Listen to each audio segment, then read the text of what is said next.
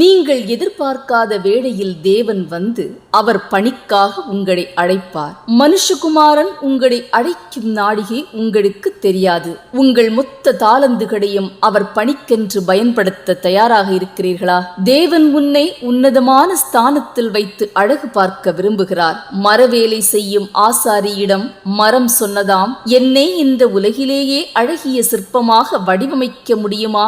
ஆம், முடியும். ஆனால் வலியை தாங்க நீ தயாராக இருக்கிறாயா என்றாராம் ஆசாரி. சரி என ஒப்புக்கொண்ட மரம் ஒரு நாள் தயார் நிலையில் வந்தது. ஆசாரி தன் வேலையை தொடங்கினார். ஒளியினால் செதுக்கத் தொடங்கினார். வலியில் துடித்தது. நாட்கள் பல கடந்தன.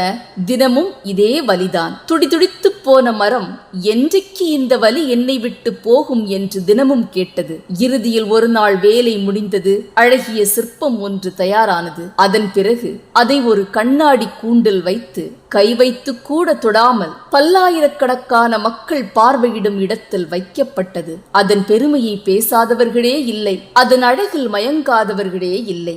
தேவன் இந்த நொடியில் உங்களுக்கு கொடுக்கும் பணியை செய்ய தயாராக இருக்கிறீர்களா? உன் திராணிக்கு மேலாய் நீ சோதிக்கப்படுவதில்லை.